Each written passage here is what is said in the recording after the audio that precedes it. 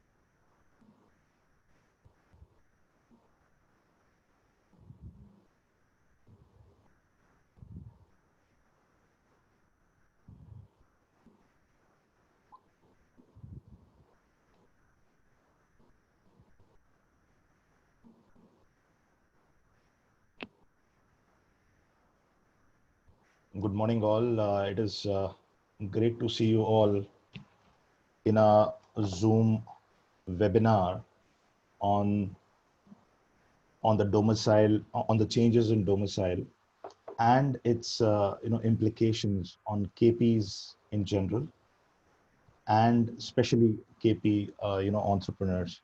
So I really welcome you all.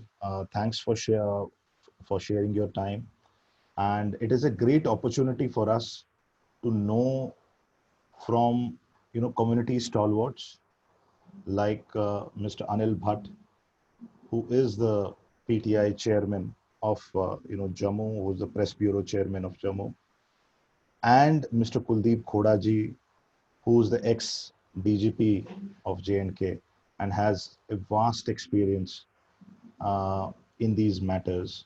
So they are nothing less than a treasure house of knowledge. So I would request all of you, to wait, till they join. Thank you. Thanks for your patience.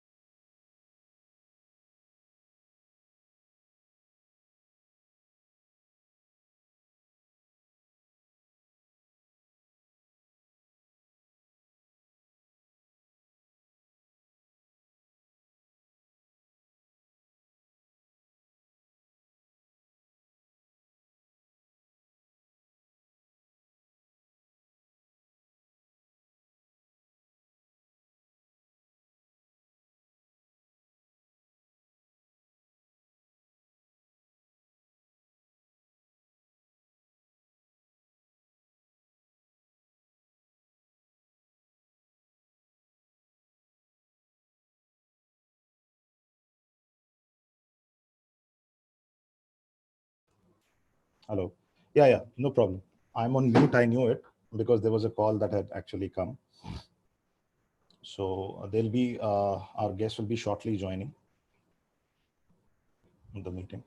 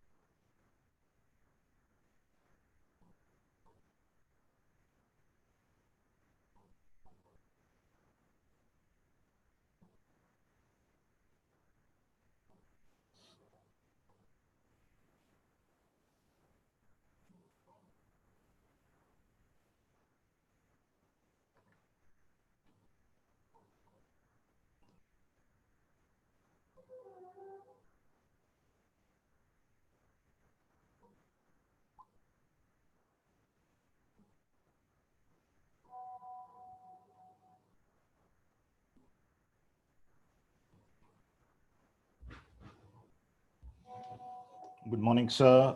Good morning. We have been joined by Mr. Kuldeep Khodaji, who's our guest speaker for the day, along with Mr. Anil Bhattji. Good morning, sir. I hope Good morning. all is well from your end, and we are really fortunate enough that you've actually given your time for us, so that we know more about the prevalent topic that is going on in the valley and globally as to about the new domicile changes that have happened in J&K, and what will be the implications of the same on KPs in general, as well as KP entrepreneurs.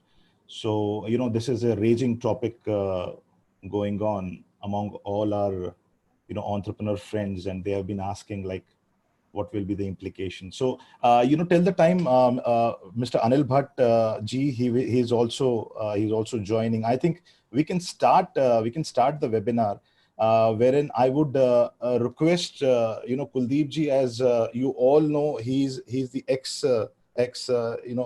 DGP of J&K state, and he is handled J&K at the time when it was at the most delicate situation, and he has got a loads of experience, and he is a treasure house of knowledge.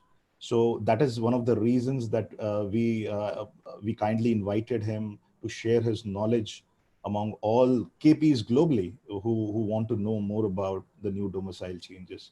And I would request you, sir, now uh, just to first of all, just to go from basics, because we do not know much about the new changes, and what are the implications of on the common man. First of all, common KP, or maybe a common Kashmiri outside, and then we can go on the entrepreneur section. But first, let us see what are the main features of the new domicile changes. Avinurji, thank you very much for asking me to join on this occasion when our youngsters are online. May I know how many are there who have joined the Zoom, because we should start with the participation, which matters. Which Yes, sir. We have been joined by, at the moment, there are 33 attendees who are there, and we are live on Facebook. So we'll be joined by a lot of people, as well as YouTube also, as I've been told on our channel. So we'll be, as the whole thing goes live, it is live. We'll be joined by a lot of people from all over the world, and this will be obviously recorded as well, so that anybody has any reference, if they are not able to join, they will be easily able to refer to whatever you have said. And so it's people are joining by the second. So so if you could No, Just it's fine. yes, sir. I got Thank it. you, sir. Thank you, sir. Thanks, Abhinav. Thanks for arranging all this. Thank you, sir. It's heartening to know that you are taking lead in these matters and along with your colleagues. Sure, And sir. it is some sort of this forum which we require very strongly. We require a very strong mechanism to have interaction electronically through technology, because we all know that the KPs are scattered all over the globe, and meeting in person is generally not possible for the reasons very well known. And this sort of effort obviously saves on time, effort, as well as it will give us lots of opportunities to keep on meeting frequently, exchanging views, and thinking about the ways forward. And this is an outstanding and excellent forum you have created, and my compliments to you and your other colleagues Thank you, sir. who Thanks, have sir. done it. Now, coming to the recent changes which have been introduced, dispensing with the PRC, that's the Permanent Resident Certificate, which is generally referred to as State Subject Certificate. Now, let's first of all understand it very well that the Permanent Resident Certificate has been totally dispensed with. Okay. Now, why it has been dispensed with, there is a strong reason for that. Though lots of people have entered into debate that the PRC should have been taken as a de facto domicile certificate, as a deemed certificate of domicile.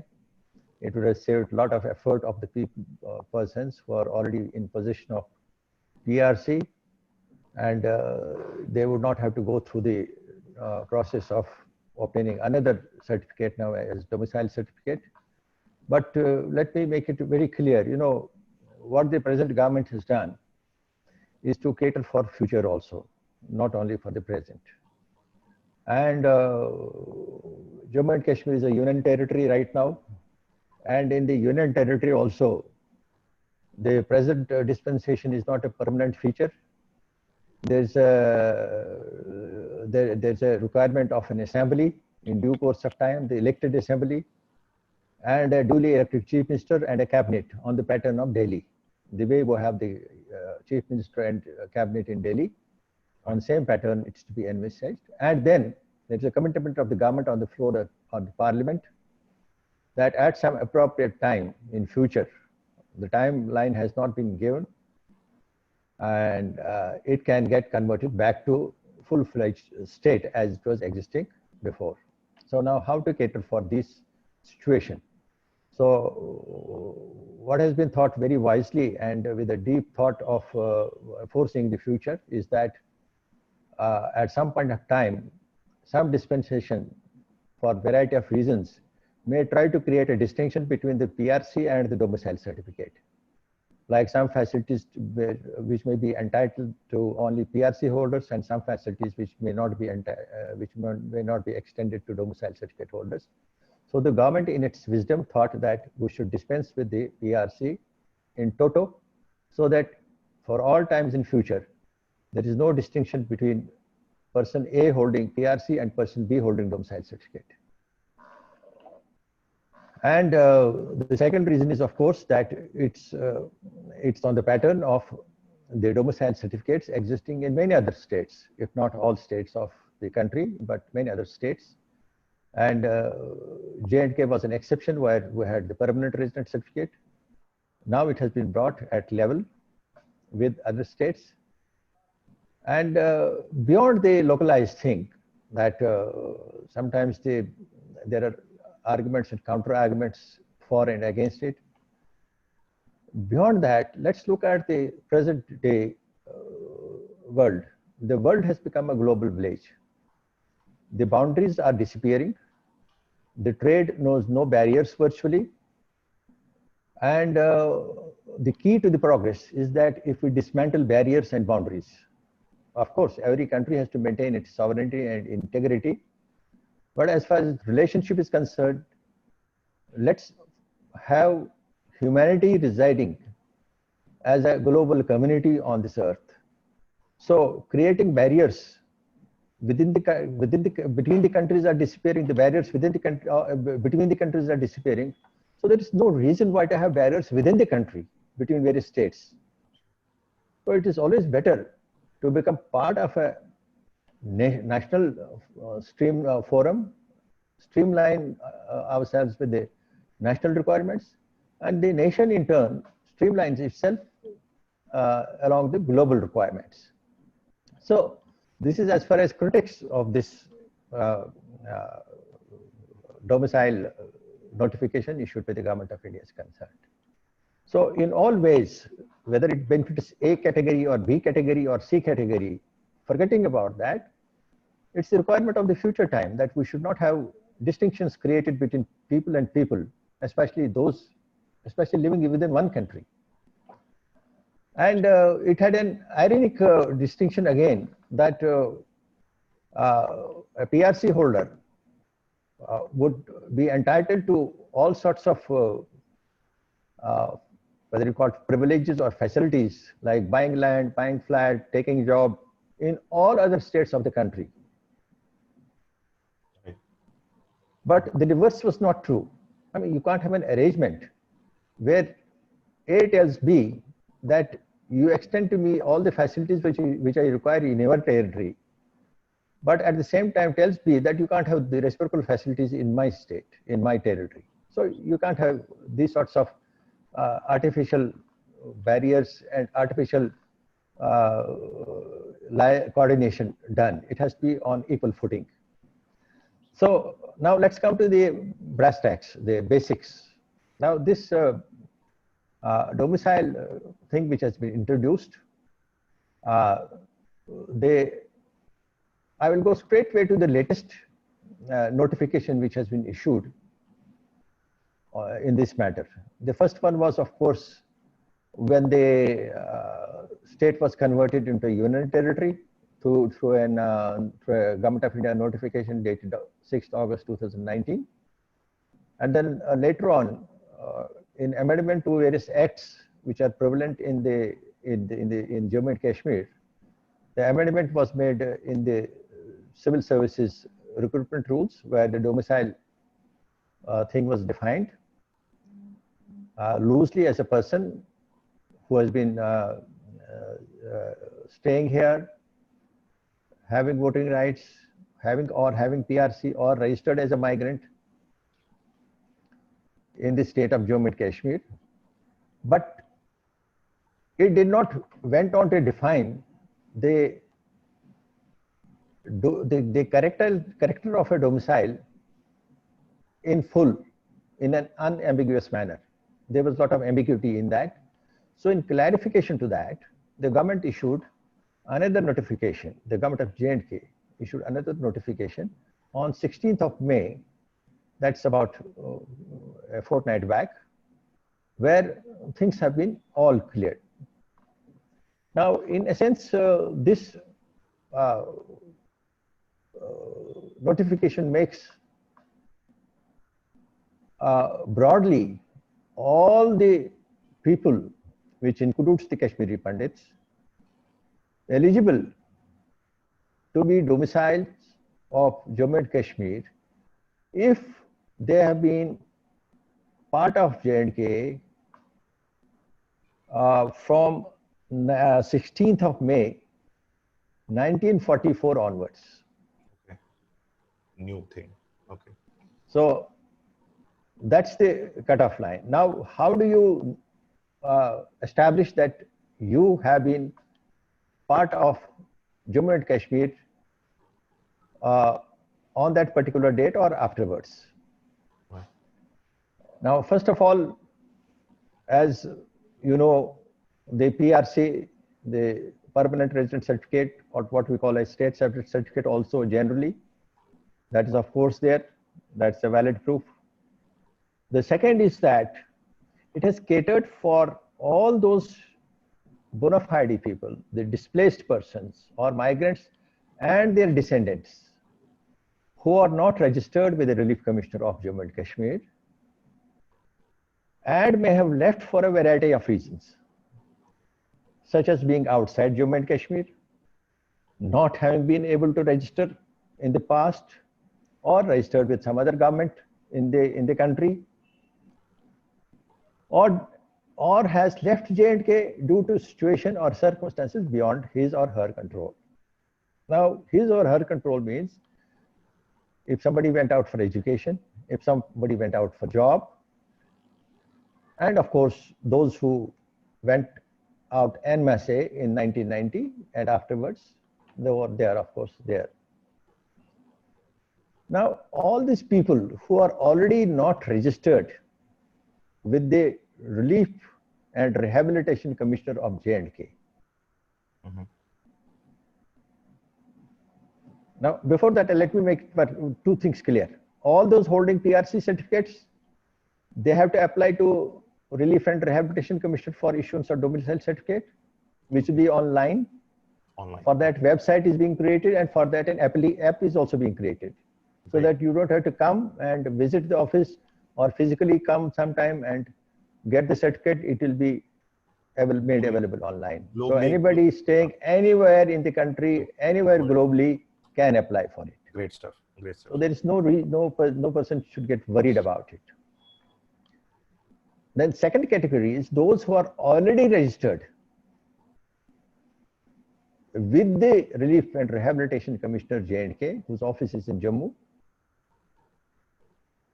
They can also apply on domicile certificate for domicile certificate, again online, which will be issued. Great. Now there's a third category which I mentioned, which this 16th May 2020 notification has discussed it in length. That is those who don't have PRC and those who are not registered with the Relief and Rehabilitation Commissioner J&K. Now for them, a timeline of 1 year has been given. It is 1 year timeline is for this category of people. All right. To first get registered with the Relief and the Relief and Rehabilitation Commission J&K. Right. And they can apply simultaneously for registration as well as domicile certificate. They have to do two things: apply for registration as well as domicile certificate. The first two categories have to only apply for their domicile certificate.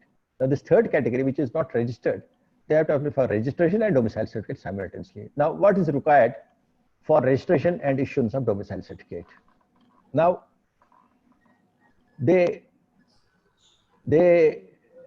explanation which has been given in this notification broadly, I think, entirely covers everybody who has left Jammu and Kashmir without being registered from 1944 onwards. Now, they require, for registration and getting domicile certificate, they require just one of the 7 documents. Right. Now, I'll mention those 7 documents. It's not all 7 documents, it's just one of those documents. Okay. One is if the parents or grandparents of the applicant are having a PRC. Okay. The state subject. State subject. The parents as well as or grandparents. It's not both. It's parents or grandparent. Any of those. Issued by J&K government, whether it was Deputy Commissioner issuing or Tehsildar issuing the PRC, whosoever was concerned. Then the second is, if somebody's name is existing in the electoral roll of 1951. Okay. Now, there are people born after 1951, most of the present generation. Now, in their case, it is if their name or their parents' name or their grandparents' name is there in the electoral roll. It's not all 3, it is just one of the 3. Either he himself or his parents or his parent is in the electoral roll of 1951 or his grandparents are the electoral roll. So that covers the whole base, because grandparents also, if they are also enrolled, that means He's eligible. Obviously, anybody, any grandparent born in 1944 or afterwards, his or her name was there on the electoral roll of 51. So if it is existing there, so covered.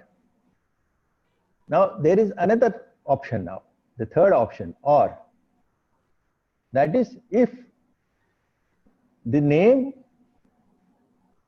of the applicant is existing in the 1988 electoral roll. Now this covers people who left from 89 onwards. 89 onwards, migration. So their name was obviously there in 1988 electoral roll. Yeah. Like I'll give my example. My sisters left in 1967 for reasons which are applicable to most of the KP community members. Like my elder sister, those who were below in merit were selected as lecturers in the Women College Srinagar. Yeah. And she was not selected. She left and joined Delhi University, and she became a lecturer there in Delhi University straightway. Kashmir University didn't accept her. The Women's College of Maulana Azad Road didn't accept her, but Delhi University accepted her. So she left in 67. My another sister who aspired to be a doctor, those who had got marks below her, they got admitted into MBBS Medical College Srinagar, so she left outside. Yeah, of course. My brother, he had merit, he didn't get admission in REC Srinagar. That time it was REC, now it is NIT, Regional Engineering College. He didn't get admission there. He got admission in Banaras Hindu University in engineering, which is a national university. He was not considered fit for REC, but he was considered fit for BHU. Now my another brother also left in same circumstance in 65. I also left for one of the similar reasons, but because I joined IPS, I was allotted J&K cadre, so I came back. So that's how it is. So in our family, we were 5 siblings. All of us had to leave for these reasons. And this is why I'm telling this example is this. This sort of situation is applicable to most of the KP community members. Absolutely. Who have left J&K. Absolutely. In one way or the other, this is applicable to all of them. Merit is actually not a criteria there, and because so now this was the situation as it was existing that time, and let's hope things get better. We're not asking for a special treatment. What we're asking for is equity and equality. Absolutely. So now 1951 and 1988 electoral roll I have mentioned. Now if somebody, there is another, now if the above these three are not there, then the fourth option is also there, that if somebody has been working anywhere in the country in a J&K government, on a J&K government job, or in an autonomous institution of J&K, of government, or in any other entity owned fully or partially by J&K government. Okay. Like JK. So if you can get this, I was working there, because those appointments were granted on the basis of that time the PRC. Now PRC is not existing, somehow electoral roll maybe uska naam nahi aaya, or his father it's not there, and electoral rolls are available with the Relief and Rehabilitation Commissioner. So you have to give reference to that, and that will be checked, cross-checked there, and that's there. Now this is another option. If these four are not there, the fifth option is that if you have some proof of owning or possessing immovable property in J&K, in any part of J&K, after 14th of May 1944. Now it's not 16th of May, it is 14th of May 1944. If you have any revenue document or any revenue record or any reference to any revenue record, even if you don't have document, but you have reference to that which can be traced, because revenue records are existing with the concerned deputy commissioner in districts. Now, if you or your parents or anybody in your family is having a record of possessing or owning immovable property in J&K at any time on or after 14th of May 1944. Like somebody having an orchard, somebody having some land somewhere. So obviously the land must be on the name of parents, grandparents, or like that. Absolutely. Now after that is another category, those who were not registered in J&K but were registered elsewhere, like in Delhi, Bangalore, Pune, elsewhere. Right. Now, Migration. that's now that they have to get registered in J&K with the Relief Commission J&K on the basis of registration which they have done in those states, at those places. Right. And the last is that if you have any document which can prove that you were eligible for issuance of permanent resident certificate before 6th of August 2019. So that means if you have any document, with the documents which were required before, because after 6th of August 2019, the PRC thing is gone. So documents which were required for getting a PRC before 6th of August 2019, if you have any of those documents, so that will also be applicable. I think practically this has been done with due thought, and it covers almost everybody who has settled anywhere in the globe. Absolutely. To get registered, but the window is open for registration up to for 1 year from the date of issue of this notification, that is 16th of May 2020. So it will be closed on 15th of May 2021. So obviously now it means that all the people who are listening right now, and all of you who are listening through them, who can convey to others all over everywhere, through Facebook, through social media, through YouTube, phone calls, whatever means you have, please impress upon them to apply for domicile certificate. And if somebody is not registered with J&K Relief Commissioner, apply for registration as well as domicile certificate immediately. Now, yeah. why should we waste time? You know, that's the point. Now, there's a timeline fixed. Now, you know, bureaucracy, the way people have been facing, people who could not get PRC earlier for quite some time. You have to follow up, 10 chakkar lagane office ke, still you would not get, then somebody has to get some influence or some sufarish recommendation to get it. Now, there's a timeline for that. The Tehsildar has been, in this case, the PRC, the Relief Commissioner has been made responsible for issuing of domicile certificates, and in remaining cases, the local Tehsildar has been made a competent authority for issuance of domicile certificates. So to most of the cases, it will be now Relief and Rehabilitation Commissioner, except those who are living in J&K, who is not registered as migrants or who want to get directly from the Tehsildar. That option is also there. Now, they have been asked to ensure that domicile certificate is issued within 15 days from the date of application. Great. 15 days is the timeline. 15. And if somebody, if he rejects within 15 days, then the applicant can go in appeal to the Deputy Commissioner, and Deputy Commissioner has been given again 15 days for that sort of, for disposal of that. Now, if after that it is found that a person was eligible for issuance of domicile certificate, and he is not issued domicile certificate, like DC takes more than 15 days to decide the case, or DC clears the case and Tehsildar doesn't issue the domicile certificate, now they will be imposed a fine of 50,000 rupees for each case. Oh, 50,000. Okay. So there is a penal section also to make them accountable, so that they don't, just lie down on the papers and because of some reasons don't issue the certificates to the persons who are eligible for it.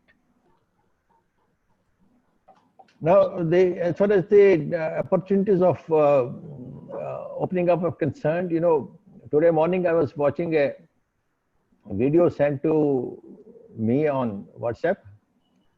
He had sent the video of his grandmother, and the grandmother is suffering from Alzheimer's, and she is staying with her grandson I think in Pune or somewhere else, Pune or Bangalore, I don't right now recall, but it's outside J&K. And the video shows the restlessness of that elderly lady suffering from Alzheimer's. She keeps on recounting that I want to go home. I want to go so place in Shupaya. I think she belonged to Vachi, I think Vachi area. I want to go there. Allow me. She tries to scale the wall at that age. She throws her chapel outside the wall, wanting to jump the wall and go to her village. You know, that is, it only shows the anguish and the deep mental suffering and torture she has undergone because of leaving her home. Absolutely, sir. Absolutely. In this state of affairs, she is wanting to break free, thinking that by scaling the wall, she'll be free to go to her home. Now, it is therefore very necessary that everybody tries to have, if not the first home or second home there. Then we have to also remember the history of Kashmir. I'll briefly mention to you about it. My younger colleague, younger friend, Anil Bhatt will I don't know whether he joined or not. Yeah, I think he has got some technical issues, I believe, but I had Okay, shared the link okay. with him. But you can continue, So- sir. Till the time we can So- invite him next week also. So that's not So please ask him to throw some light on Kashmir history, but briefly, but because that's also interesting. He Right. has read widely on that, right, sir. and he can educate our youth. Because why I want that is that those who don't learn from the history are condemned to make mistakes. They are doomed to failure. They are doomed to failure. So it is very necessary to listen to learn from what has happened in Kashmir during last few thousand years. Now, briefly, I should tell you that when Gautam Buddha came, he came in 563, I think, 563, and died in 483 BC. That was the time when Buddhism was born. Right. So, and prior to him, his father, he was a Hindu king. Yes, of course. Buddha belonged to a royal family. He was, in fact, he had to ascend the throne. He was to be next emperor, but he gave up all that. He became a sannyasi. That's it. So he belonged to, there was a Hindu kingdom. Now, after that, during Kanishka's period or during Ashoka's period, 261 BC, when there was war of Kalinga, then there was again a brief period of Buddhism which came. But right from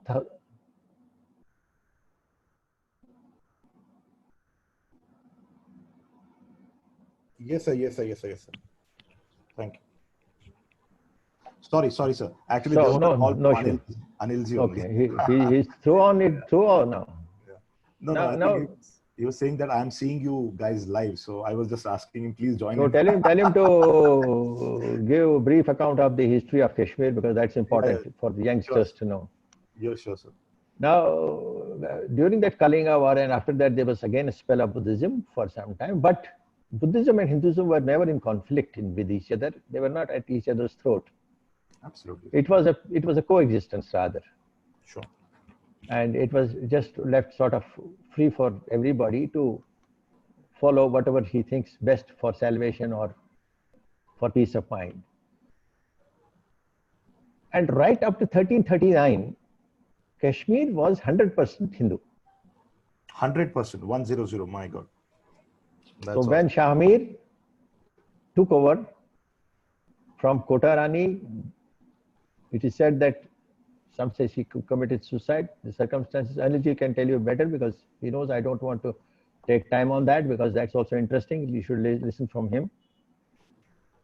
And then Sikandar Shah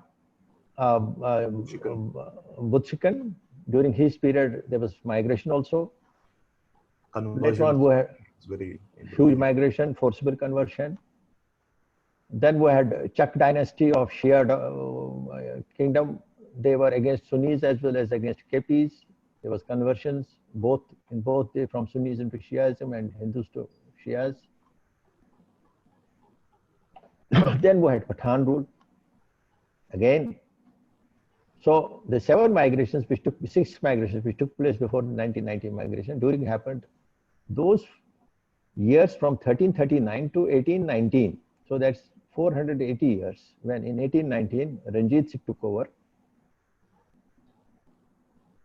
after some KPs approached him for help, and that's part of history. But what I want to emphasize is that for those 480 years, there was complete sea change. The whole demography changed. Complete, it went to over less than 10% of KPs by that time. Ethnic cleansing, actually, it can be best said as mass cleansing. And we had Ranjit Singh's time. Then after that, we had Maharaja Gulab Singh in 1846. And of course, in 1931, again, there were certain incidents which forced migrations. In 1986, again, in South Kashmir, there were certain incidents which forced some migrations on a minor scale. But as I mentioned, the trickle has been always going on right from during the Maharaja's rule also, 1846 onwards. And prior to that, there was not trickle, there were huge migrations, exodus of different types from time to time. So I don't say that we have to reclaim the history, but we should have to forget the roots also. Sure. We should know where our roots are. And Kashmir, in any case, is a beautiful place. Absolutely. It's a land of rishis. And incidentally, lots been talked about Sufism and other things. And Shamir and others who came and preached Islam, they were also considered to be Sufis, and the conversions also took place. And there are lots of tales of, not tales, but factual accounts of the atrocities. Like we have in Dal Lake, you have Bhat Mazar. I don't know whether you heard of it. Bhat Mazar is the place where KPs who were resisting conversion were tied with stones and thrown in Dal Lake in hundreds and thousands. And it was obviously lots of conversions took place because of that threat also, but some people prefer to die and get, and that place is still known as Bhat Mazar, where they were drowned. So the history is full of those things, which makes one feel that the entire community en masse has been thrown out because of not willingness or because of not voluntary conversion. It has been forced conversion. It has been killings. It has been history of exodus. And if now the establishment, the government is providing a helping hand to re-establish with peaceful coexistence along with others, and re-establish in our own land, we should not give it up. We should ensure that we live up to our ancestors who have faced so many executions, killings. Sir, I'm just receiving questions for you, sir. So we had a format in which, obviously you would, present the topic and then. Okay. Well, I think meanwhile, I have more or less finished also. So yes, carry on with questions. Thanks a lot, sir. Thanks a lot. Thanks a lot for a brilliant in-depth analysis, sir. We are all very privileged to hear a lot of information. Everybody who actually hears to this webinar. Thanks a lot, sir. And I would now, there is a question from Mr. Munish Jalali. And he is saying it's a very relevant question. Kindly share light on did OCIs are overseas citizens of India. Are they covered in domicile? He is asking, sir. Those who have obtained citizenship of other countries. Okay. They are not Indian citizens because Indian Constitution, unless it is amended, at the moment the Indian Constitution does not recognize dual citizenship. Okay. So any Indian citizen who acquires citizenship of any other country ceases to be Indian citizen. Right. So you can't be citizen of two countries simultaneously, unlike some countries like Australia recognizes being an Australian national also as well as US national. But India does not recognize it. So if you are not an Indian citizen, obviously you can't be domiciled of a part of the Indian country. You can't be. Okay, that's very clear. So, but if you are a green card holder, you are an NRI, you are eligible. Because you have not acquired citizenship of any other country. That is the basic distinction. There is no other distinction beyond this. It is citizen versus non-citizen. That's all. Okay, so when we say OCI and basically NRI, what is the essential difference? And NRI is a non-resident Indian, but OCI NRI is an Indian, is a non-resident. Green card holder is again an Indian green card holder. He's an Indian, not a US citizen or anybody or of another country. But whosoever has acquired citizenship, overseas citizen, it means, if I understand it well, those I'm subject to correction, if I understand it well, that it means citizen of any other country, but an Indian basically, but who is a citizen of other country. So if you're citizen of other country, you are not citizen of India. So you forego so basically you forego the citizenship of your country if you're applied for a not applied. If you are already, it is just only application. It doesn't mean that you lose citizenship. You can't be citizen of no country. You have to be citizen of sub country. So as long as you don't acquire citizenship of any other country, and you are an Indian born person, you are an Indian citizen. So there is no dual citizenship format in India, at least at the moment. That is not recognized under Indian constitution. You can't be citizen of two countries. You can't be an Indian citizen as well as citizen of any other country also. But some countries have this, but India doesn't have this provision. Great, sir. Great, sir. And any other questions that we have? Mr. Kamal Variku, he is one of our KP Startups members. So he's asking that he is based in Bangalore also, and he's got a manufacturing unit in Jammu. He's actually shifted to Jammu now. He's asking that will we get professional environment, what we are getting in Pune, Mumbai, Delhi, Gujarat, Bangalore, or abroad? So what basically he wants to say, obviously, is that he's an entrepreneur. He has his own manufacturing unit in Jammu. Obviously, there are a lot of issues going on because of this COVID. So will this eventually evolve into a situation where KP entrepreneurs, not only KP entrepreneurs, but all entrepreneurs can eventually move to J&K, set up their manufacturing units or maybe service industries and get a professional environment? Like, are we heading towards that, or it's a pipe dream still, wherein because maybe the JKUT, it is basically union territory now. So it's a central government territory now. So, having a chief minister, caretaker chief minister, as people are saying that he will surely be sworn in. Will there be any essential change on ground, or are we looking at the same conventional atmosphere, the same kind of, you also know you've been at the highest of the positions, wherein a lot of bureaucracy issues, a lot of red tapeism is there, corruption. So will there be any change on ground situation post this, probably this domicile change and probably, the direct control of the central government, or more meddling of central government, with more integration of J&K with us? So will there be any change on ground? Can we say to our KP brothers in Bangalore and Delhi, Pune, please start, because the situation is going for better. We will be getting support from the state government, from the central government, to set up something there. You don't have to be a permanent resident. You can set up something with the local guys, give them job, and eventually coordinate and give the economy a thrust, as well as obviously earn from the whole exercise. So are we near that situation, or it's still a pipe dream?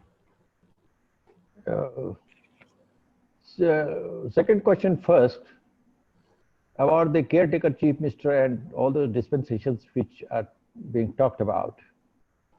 Let me tell you from my experience. All the things which float around in market or in social media now are rumors till something happens on ground. So we should not get driven in by what's floating around unless a government source confirms it, till that time, these are mostly, I have found that these are imaginations of people or guesses of people, not even informed guesses. It's the guesses of people. Somebody goes to Delhi, meets somebody, then the rumor starts that he's going to get something. So and most of the things are just rumors, and let's wait for what actually happens. But the more important question, which has been mentioned, which has been projected by you, is about the entrepreneurship. Right. Now, the government is committed to provide a free and secure atmosphere. At the moment, let me admit, it is not, because terrorism is still on, and the mechanism existing on ground is still not so conducive as to ensure that you can establish your unit well, free of any mental worries. Because as long as you don't have mental peace, you can't succeed in any job or any profession. But government is committed. I believe that government is moving fast in creating an atmosphere which would provide a conducive atmosphere for making available a level playing field to all entrepreneurs. And I would, at this stage, at this point of time, I would only suggest that all the budding picture. That hello Anilji, good morning. Namaskar, namaskar. Namaskar, Anilji. Welcome to the show. Welcome to the show. So at this inconvenience cause, sir. Thank you. Yeah, please, okay. Sir, continue. So at this stage, I would only suggest is that the commitment of government is there. At this stage, we should just prepare ourselves, think about the plans, see what is coming from the government in the form of promoting industrialization, promoting entrepreneurship, and also providing secure and level playing field. The events will start unfolding in due course of time. And as we see the events unfolding and things getting implemented on ground, any of us, including you and me, will be able to unambiguously convince our own self that yes, the time has come that we can set up the unit there. We should move in. The only suggestion I'll give at this stage that we should mentally try to prepare ourselves for this. Absolutely. And have plans in mind so that at opportune time, we are able to move along the lines which are good for the community as well as for the composite civilization of J&K also. Thank you, sir. Thank you, sir. Since we are a bit short on time, I would request Mr. Anil Bhattji, sir, if you could just brief us in a brief time, because we have been addressed by Khoda Saab. He has given us a complete background of it. But you know, in your words, if you can sum up like the new domicile changes have taken place. So what will be the implications on KPs in general, and especially entrepreneurs, because obviously we are an entrepreneur group. KP Startups is a 225 strong group of KP MSMEs, entrepreneurs, businessmen that we have, you know, globally, and they come from globally. So if you could just help us on your perspective of it and how it's going to change the ground situation, or how is it going to affect us, KPs in particular. So you are on mute. If you could unmute yourself, sir.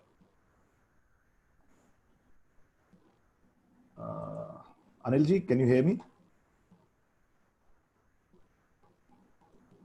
Hello. Just a minute. Anilji, can you hear me? I think voice is not reaching him. In the meanwhile, sir, I'm getting a lot of questions. Khoda Saab, I think you can answer. I've got a question like, what are the opportunities available for startups, young entrepreneurs? It is a question by Naveen Mattu. Khoda Saab, there is a J&K startup policy, and it is a very wide, it is a very detailed policy, very, you know, in-depth policy. Like,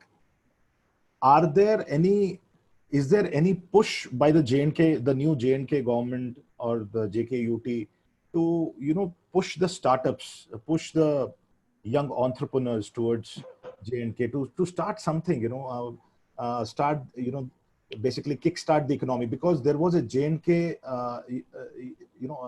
investor summit, the global investor summit that was to be to take place, but because of some reasons, it was not, it was not live. So, is there any conscious policy of the J&K government to promote startups, to promote entrepreneurship? What do you see on ground? Like, because you have been meeting like a lot of top officials of the government, what is their mindset?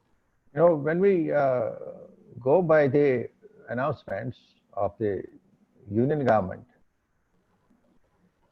we can safely presume that government is seriously considering and seriously thinking of encouraging entrepreneurship, encouraging industrialization, creating job opportunities, promoting industries which are feasible for Kashmir, which can work and be profitable, provide opportunities, generate income in Valley as well as in Jammu region, and also create conditions in the form of security belts or maybe any other scheme which can ensure that you're able to work in a very conducive atmosphere.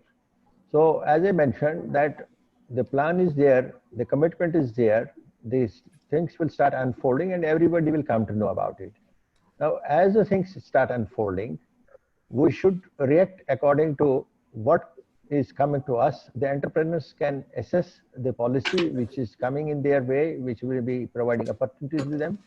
And they will definitely find, as I understand, they will definitely find it quite attractive. Right. At the moment, we should work to get domicile certificates, mentally prepare ourselves, see if and when the government unfolds its plans and implements the measures on ground, what we have to do to start a business there and start moving there, or whichever way, maintain a relationship and a deep connect with Kashmir. Sure, sir. This has to be a simultaneous work. It can't be in, first let the thing come and then I will start thinking. So I would definitely suggest that one should start thinking so that as and when things unfold, you should be able to react to it and moving quickly at that point of time. Thank you, sir. Thank you. Namaskar, Anilji. Anilji, I would request... Namaskar, Chutti. All Namaskar, Kuda sir. All well, sir. Namaskar to all the panelists. Thank you, Mara, for joining, for sharing your time, sir. We have been given a brief by Kuda sir very beautifully, sort of in-depth analysis. I would request from your end, since you both are from different domains, from the press view and from your perspective, what is the new change, the domicile changes? How will it affect KPs in general? How, and especially KP entrepreneurs, if we say so? What is the take from your end, sir? If you could help us with that. Abhinavji, as Kuda Saab has given a total brief in a multi-dimensional way, from the discrimination end to the development part of it. So I will mostly concentrate on one point about first I'll talk about the discrimination. Right, sir. Discrimination post Article 370 abrogation and 35A has gone. And with this, there were several stakeholders in Kashmir Valley who have been discriminated in Jammu and Kashmir. Firstly, Kashmiri Pandits who have left in places since before the migration, before independence. And then there were people who migrated from POK, right. Mirpur, Muzaffarabad, we call it Pakistan occupied Jammu and Kashmir. The third is those people who had come from West Pakistan. They were unwanted citizens of Jammu and Kashmir. The fourth stakeholders were those who were brought for sequencing job in Jammu and Kashmir. And the fifth category of the people were those who came from Nepal and were part of Maharaja's army.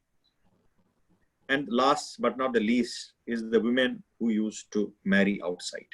They were all the people who were discriminated over the period of time through legislative mechanism as well as through a social and political mechanism as well. Right. One can understand, if we go back to the tribal raid, Kashmiri Pandits as it is have faced 7 migrations. Khuda Sahab has given a brief about it. He has dealt with various aspects of the migration.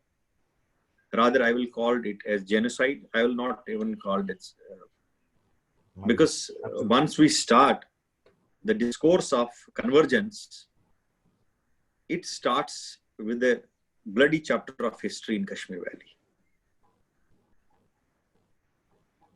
We go back to the Lalitaditya king. He is the Alexander of Kashmir. And till now, there is no chapter on him. That's very strange. Even I came to know about him recently, and I was amazed that nobody knows him. Alexander of Kashmir, as we call him, or the Chinese history in Chinese literature is called as Mutai. And there is a beautiful history textbooks, even in Karnataka and other places. But the people of Kashmir, the government of Jammu and Kashmir, the government of India has done a great disservice and discrimination with him. He has been forgotten as one of the topmost warlords at that point of time, who had a biggest territory on its hold from Kashmir up to the Caspian Sea. My God. No. He was like Ashoka. He was like Alexander. He was any other king of India, but none had even included him in the textbooks to teach the children from the primary school level up to the graduation level or the post-graduation level, or even can be a PhD degree on him about the great king of Kashmir, the Maharaja. Because once you include Lalitaditya in the textbooks, you are including or you are focusing on the Hindu Kashmir. So, in a way, this discrimination in the textbooks, in the religious academics, in the heritage of Kashmir, they were the forgotten because they don't want to highlight the Hindu or the Buddhist Kashmir. Because most of our parental and grandparental generation have been taught Kashmir existed as if from Mughals. Before that, as if the Kashmir was never existing on the earth. So such was the biggest discrimination in an academic, what you called as academic terror, academic kind of separatism, academic kind of jihad, which was through a kind of,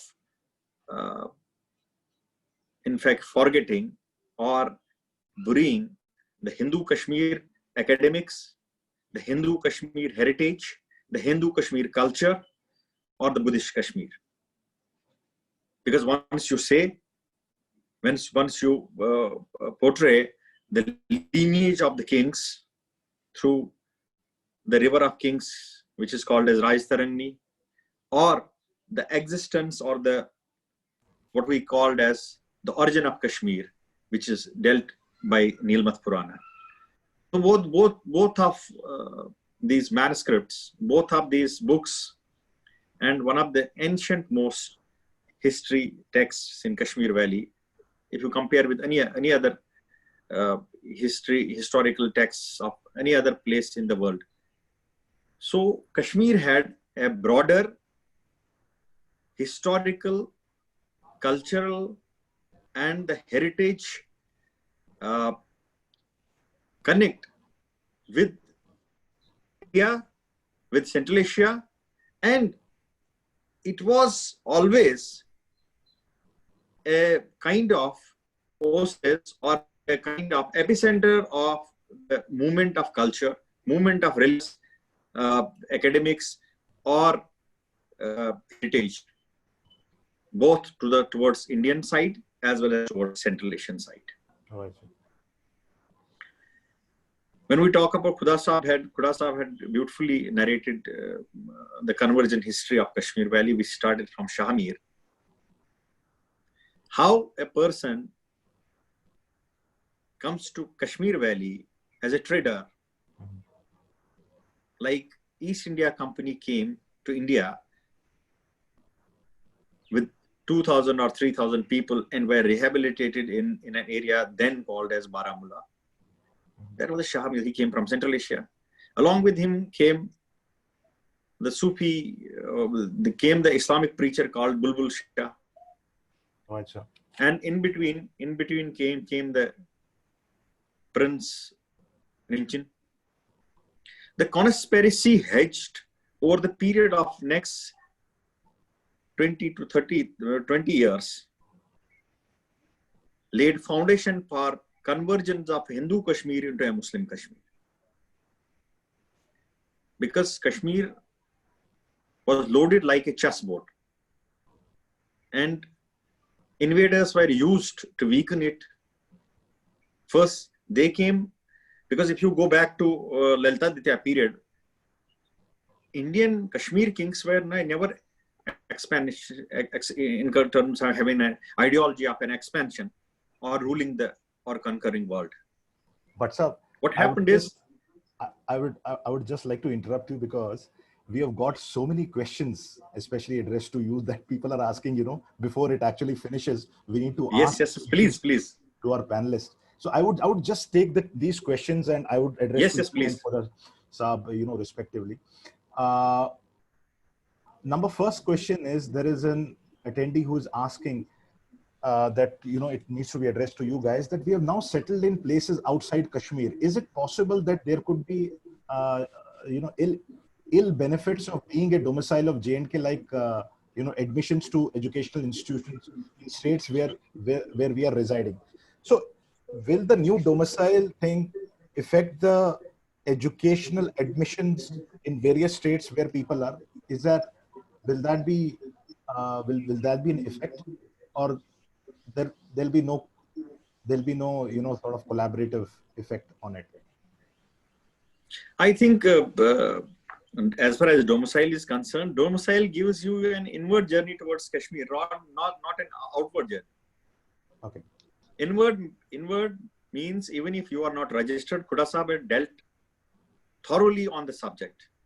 It meant it empowers you to return back to Kashmir Valley with all those rights to have land, to have your industry, to have your schools, and to apply for any government jobs, even for that matter, KS and KPS jobs. So it's a kind of a bridge which has been rebuilt and which was broken on 14th of May 1953 by the Act of 35A. So that act, when we say this date, it was an interesting episode that this order had to come on 14th of May 2020, because it has a historical perspective.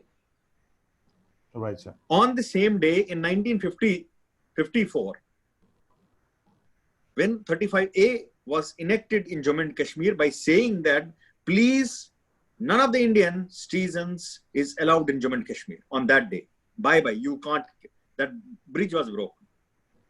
And it was issued on 14th of August 2020, that this domicile, we have taken it to pre-independence period, and please come, you are welcomed. That was a kind of narrative that was built on this thing. As far as effect on rest of the places is concerned, as of now, there is no effect, whether whether as far as this reservation in different colleges or different institutions is concerned, I don't think there is as of now any effect of that reservation of Kashmiri Pandits living in different places across the world. Great. Secondly, it is a kind of homing on to their own Kashmir land. It's a connect, it's a rebuilding a kind of a thread. जिस तरीके से क्या हमारा ललाईश्वरी ने कहा कि आमिर पद्र जो उसने एक वाक गाया है, ओम पन, तो ये स्ट्रॉन्ग थ्रेड जो ये डोमिसाइल का है.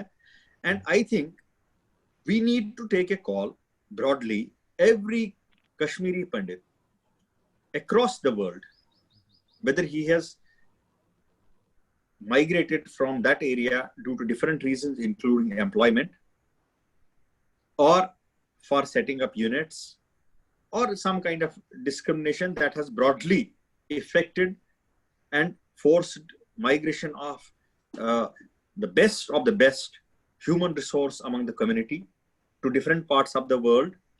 They should register. They need to, in fact, this is an opportunity for our generation like us to build a connect with Kashmir Valley, to have a certificate that will entitle us to the residence, because there are provisions if a person who may have migrated in 50s, but he doesn't have these all parameters to buy a land. He can't, even if he's a Kashmiri Pandit, he can't get the land. Because legally speaking, you will have to have a documentation to get that land. So this is an opportunity for all of those Kashmiris.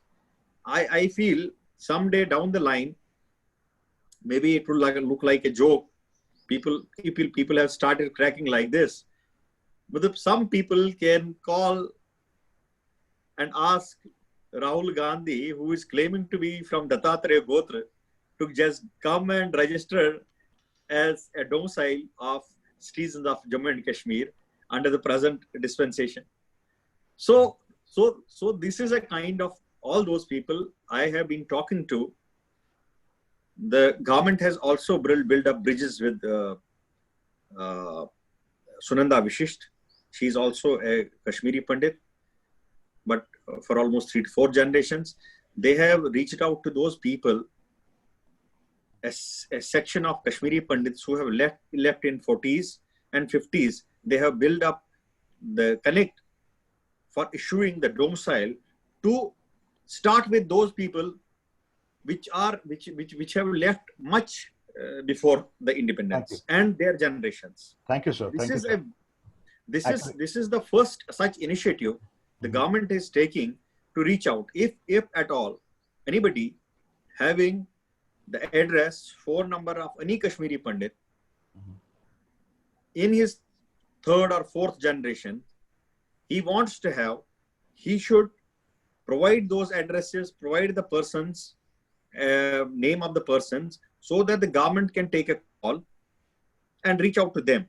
Because that is the initiative to look like there is a change in dispensation from Shahmir to Shias, Chucks, from Sultan to Chucks, and from Chucks to... Thank you, Anilji. Anilji, we have got a lot of questions to be answered still, and we have got just 10 minutes left. I would just like Khoda Saab to answer a little bit faster. You know, if you could just answer us in 1 minute each. There is a question like, okay, we have answered this.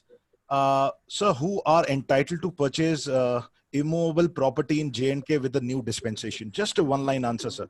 Who are entitled to purchase immovable property in J&K with the new dispensation? All those who get the can you hear me? Yes, sir. Yes, sir. We can. Yes. All those who will get domicile certificates can apply to purchase a mobile property. Great. Yes, great, sir. That's true. The next And question. about a little bit more about those who are domiciles of other places. Will they lose the domicile of those places if they acquire the domicile of J&K?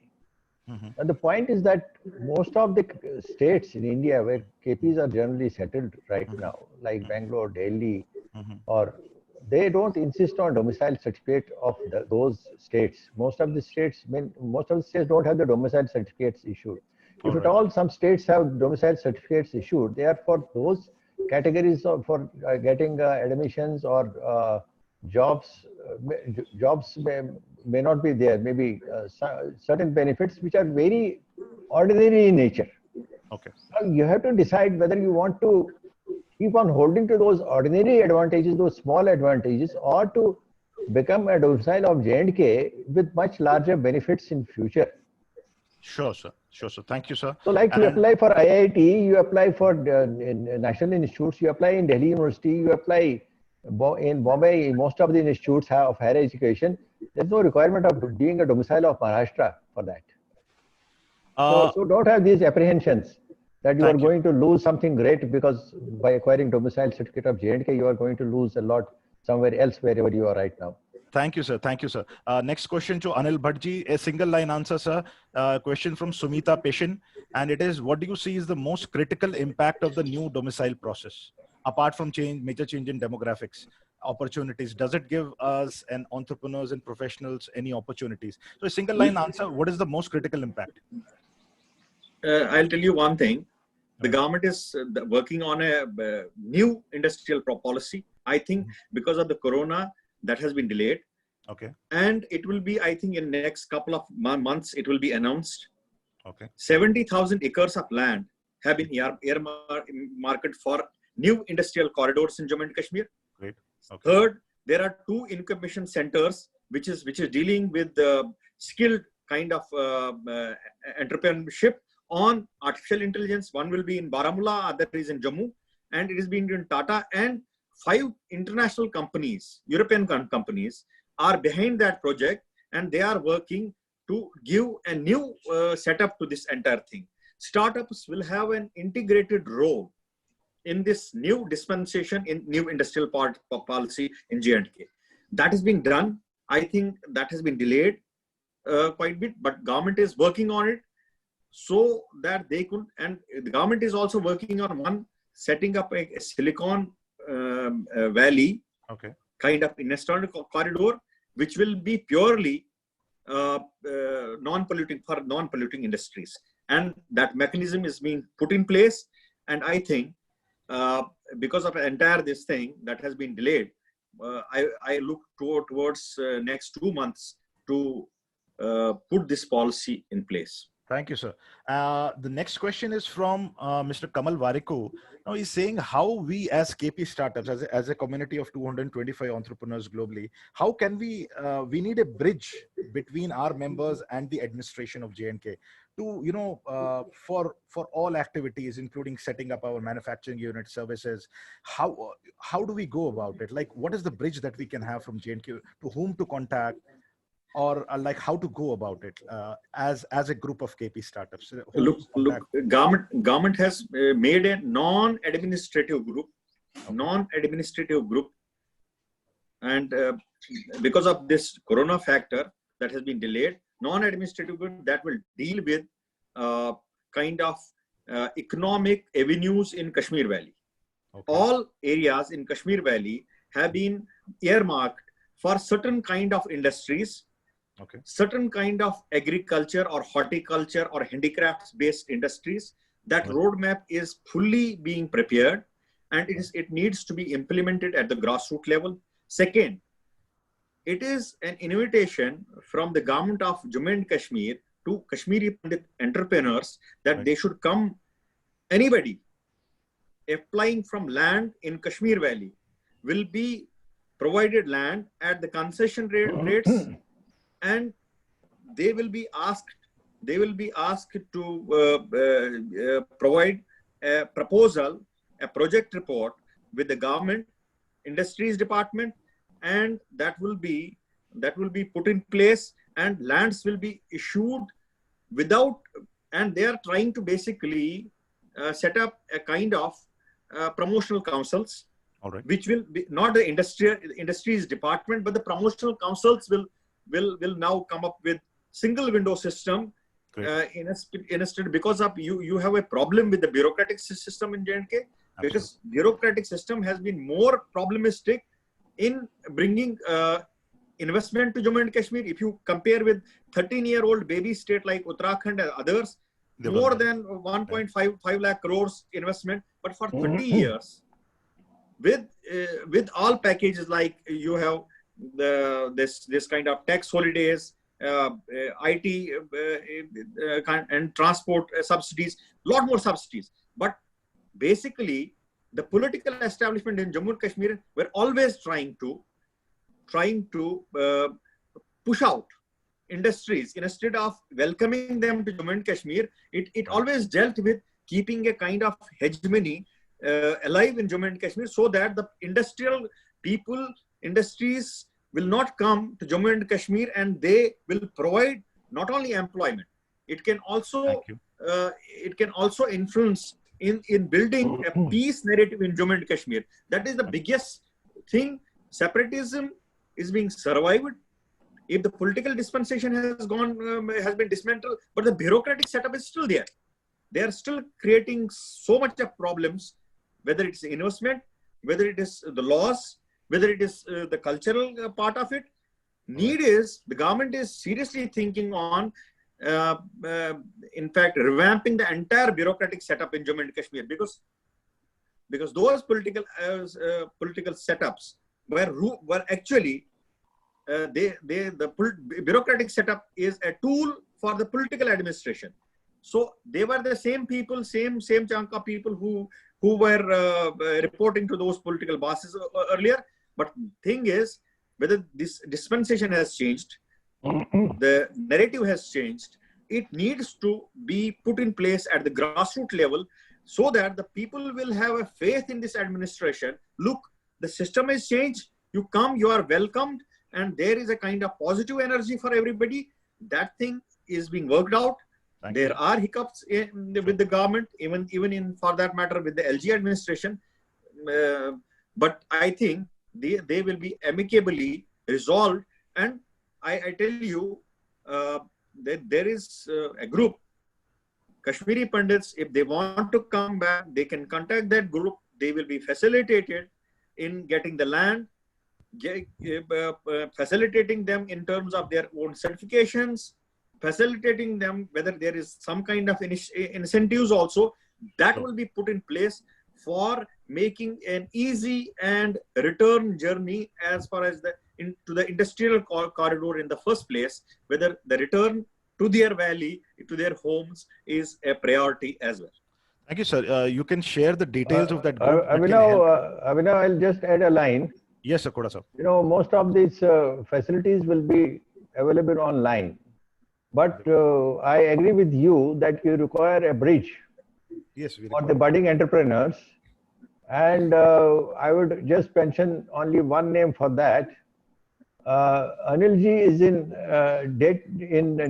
tune with and interested in day-to-day developments on the entire thing which is unfolding. Right. You please share his email and phone number with the entrepreneurs, budding entrepreneurs or the willing entrepreneurs. Okay. He is going to provide a very strong bridge and support to them. Thanks a lot. So he will feel bothered, but he's a strong bridge. We'll certainly share our share his email address to the people who are actually willing, because we won't like to actually disturb him. Not his address, otherwise people will start going to his home. No, email address. Email address. I'll tell you, government is also working on a new initiative that's called as corporate farming. If any Kashmiri Pandit owning an orchard or any land, he has always a threat of encroachment of the land. Second, that land is idle. The trees have been cut and everything problems. So he can just go and get a contract signed with the company. Okay. So that they will cultivate. The land will be on his name. He will get an yearly revenue from his resource. And that thing is being also worked out. It will be a corporate farming that government, I think, may be introducing in days to come. So, just wanted to ask you a question from my end. When will this single window system? We have heard about the single window system in UP. Yogi Adityanath being very aggressive in order to attract the Chinese companies, the companies who are based in China. So he has started with this single window system. When will we have the single window system of clearance of files, clearance, registering manufacturing companies, service companies? When will we practically have this on ground? So, is there any light in the day? Like, are you seeing it happen very soon, or so that I think it will be. I think it will happen very soon. Once your new industrial policy for Jammu and Kashmir will be put in place, right, things will have a different shape. right, Everything will be easy, because it is unlike in the past that hurdles were created, and it was a regime of harassment that would force an industrialist, even if he sets a unit for 5 years, to leave with that unit and just abandon that program and that project and leave back to his place. That was a deliberate kind of mechanism put forth with this political establishment in Jammu and Kashmir. That narrative has to be broken. Right. The new things has to be put in place. That's why everything is being overhauled. Everything, a new industrial policy, and in that direction, that Tata-based with rupees 350 crore each investments in Baramulla, they never set up that incubation center in the Srinagar city. They went to Baramulla, so that the railways and everything that is being worked out, you will have a beautiful railway station, one of the topmost railway station in Kazigund. And I think there are certain developments going on for some kind of industries and everything in that area also. And there is a kind of several new industrial economic zones coming up in Kashmir Valley on these 70,000 acres of land that government is looking towards. So that means any Kashmiri Pandit can actually set up his manufacturing unit or a service company. It is an open invitation. They want the most of the KPs to come back and be part of the development journey of Jammu and Kashmir. Okay, so that's not a problem. There will be no harassment in future, I believe. So that I think that the government is very serious on change of that political narrative. Yeah. And the policy vis-a-vis Kashmir is concerned. Thank you. Thanks a lot. Abhinav, there is a question from somebody. Sure, sir. I am not a PRC holder. I do not fulfill any of the 7-year or 15-year requirement. Will I get domicile certificate based on my father's PRC? The answer is yes. Then his further query is, my children, will they get domicile based on the PRC of their grandfather? The answer is yes. Again, what about my grandchildren? Is domicile ship heritable in perpetuity? It is heritable. It will pass on. It will be a constant and continuous process. Then there is another question: what is a domicile web and whether the application is live? NLG can throw more light on it, but I have been informed by NLG a few days back that it will be live shortly. When will it be live, sir? And when we submit an document online domicile, so will we get an instant certificate like we have for MSME registration, an instant certificate, Aadhaar based OTP, and is there? Yes, it will be. It will have a similar kind of. You will be delivered domicile certificate in your email. Awesome. Wherever you apply, it will come. There's nobody has to come to the office, and for that matter, the government is in fact upgrading the relief department. Special cells are being created, and then the staffing is being put in place. And I believe that certificate is good enough. You can take a printout, and that will be good enough for you to say that you are a state subject. You don't require an old state subject. Because what is need is government is making a data bank for Kashmiri Pandits. All those who are Kashmiri Pandit having a name. Basically, the aim is any Kashmiri Pandit who has a surname and who is basically a Kashmiri Pandit has to be enrolled. Whatever be the ways and means to enroll him. The basic issue is the motive, and the main issue is to at least enroll them and create a data bank of Kashmiri Pandit wherever they live, whatever the reasons they have left for Kashmir. they need to be certified that they are the inhabitants, the original inhabitants of Kashmir Valley. Thanks a lot, sir. Anybody else has any questions? So we'll be actually closing this because we've already crossed our time, 12:30. It's more than 12:45, I believe. Anyone else has any questions so that we can, is there anything for manufacturers? Yes, I mean, there is, it's been explained that you can. There is one question by Naveen Motu. Can Yes, we sir. start voting and bring government of our choice? The essential requirement for that is that you get a domicile certificate, you will be registered as a voter and you can vote. And as per the rough estimates, the number of KPs who are eligible to get domicile certificate globally is running into figures which are much more than what we generally talk of. So Yes. that's an optimistic thing. So obviously the first requirement from your side will be to get registered as a domicile certificate holder, get registered and get domicile certificate, and then you'll be automatically on the voter list. And of course, in democracy, the voters have the choice about the government. So how do we know the link? Because somebody has asked, Shruti Talashi, she said, please share the link /app for applying domicile online. So we still don't have the link, right? I hope we'll have. I think that process is on in next couple of days. I think the Governor Saab will either inaugurate it or it will be put in public domain next couple of days.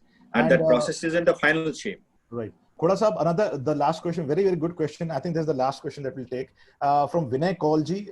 Girls married to outside Kashmiri communities, what about their children? So they can also apply for domicile? Girls married to outside Kashmiri communities. Yes. Outside. Anil ji, batao. Yes, they can apply. Their children and their grandchildren can also apply. Oh, fantastic. Sir. That is an awesome thing. Okay, so I think we had a superb session. I think this is a new thing that we have actually introduced. That's the webinar thing. I'm really grateful for this. I'll just for this yes, KP Starts group. Yes, I'll share one of the name of one person who can facilitate wherever you have any problem. Yes, sir. Please, sir. You can talk to him. You can talk to him. Right. Wherever, not only on the industrial front, whatever problem you will face, right, sir. Whether it is anything in Jammu and Kashmir, that will be ironed out. So I would be in sync with you, and everything will be facilitated. Sure, and that is we must hope for the better days to come. Sir, I think we will be very closely working with you because we would certainly require such kind of a protection and such kind of a help and guidance. We will be closely working with Khoda Saab, Kuldeep ji, who has been a treasure house of knowledge, very beautifully and very humbly and very simply. He has given us complete background and knowledge about this. I thank both of you are community stalwarts who have actually shared their time, their knowledge.